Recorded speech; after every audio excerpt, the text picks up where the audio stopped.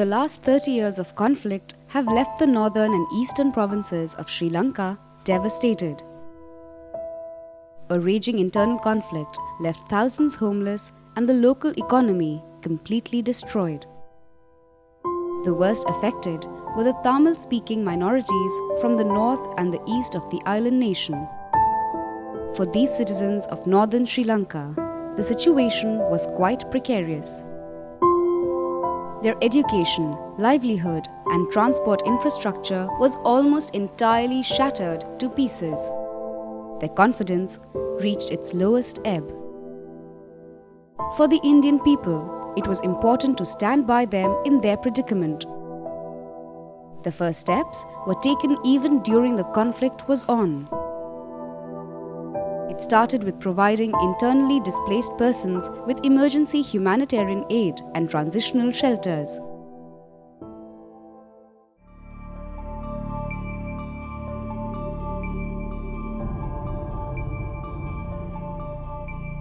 Medical treatment including 3,000 surgeries in emergency hospitals.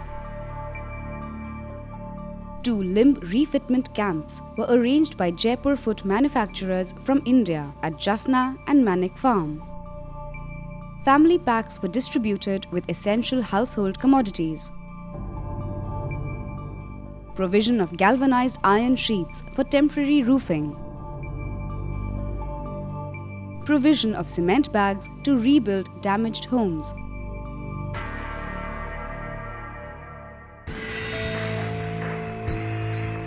Landmines were the first major roadblock to resettlement. 7 humanitarian demining teams were deputed to demine North Sri Lanka. Most of these areas are now safe and people have started getting back to their homes. After returning, they also needed to get back to work. 500 tractors supplied to farmers of the northern province through agrarian centers. Farmers provided with agricultural implements and high-yield variety seeds. Internally displaced persons of the northern province were also given bicycles for local commuting. The fishermen of Vahare and Manna have been supplied with motorboats, fishing nets and other fishing equipment. The fish net factory at Jaffna is also all set to receive infrastructure and equipment assistance to improve its productivity.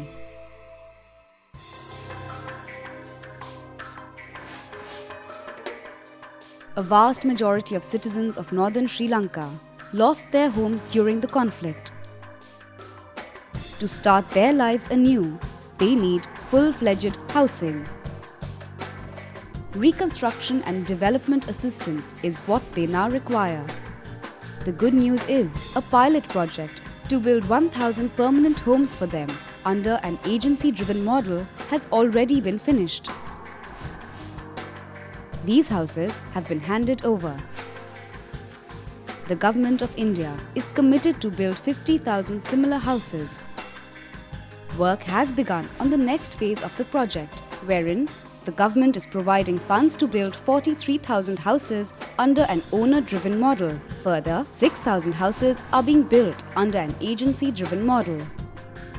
That's not all. Renovation of 79 schools in the northern province.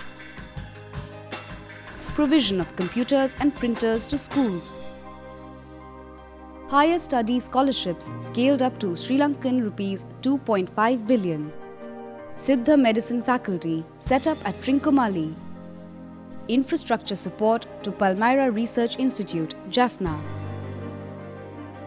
Setting up of Nain-shalas or e-learning centers in rural areas. 150 buses given to educational institutes around the nation. Establishment of Centre of English Language and Training across the northern and eastern provinces of Sri Lanka with training support from EFLU, Hyderabad.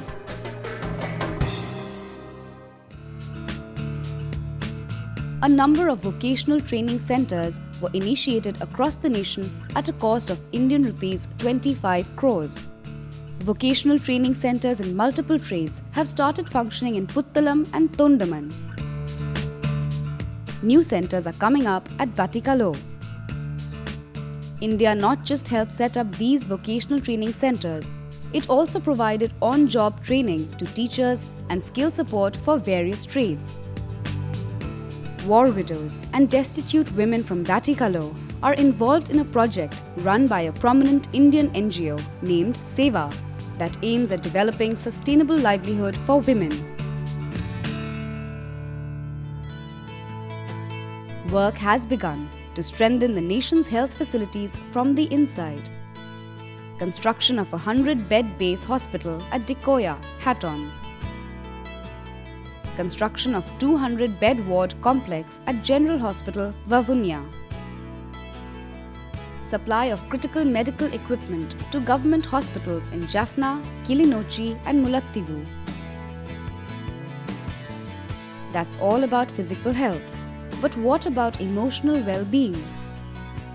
Even that is being taken care of through an array of cultural projects. Plans are also afloat to renovate the Durayappa Stadium to make it ready for international level sports competitions. During the armed conflict, the transport infrastructure of Sri Lanka was seriously damaged.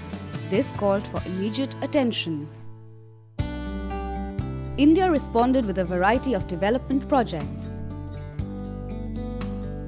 Work is on in full swing towards reconstruction of northern railway lines, including a signalling and telecommunications network. This is being built under India LOC for $800 million.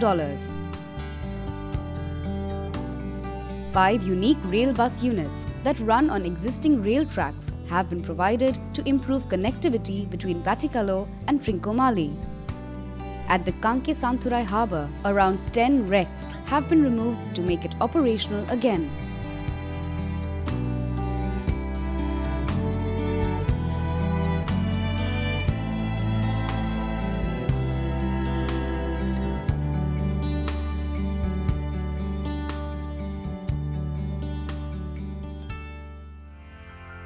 With active infrastructural and technical support from the people of India, the war-ravaged provinces are now striving towards a better future. The ongoing process of developmental collaboration aims to boost their confidence and touch all their basic areas of concern. But the wounds of the conflict are still raw in the minds of people. It will still take some time to heal. A few steps have been taken in the right direction, but there are still miles to go.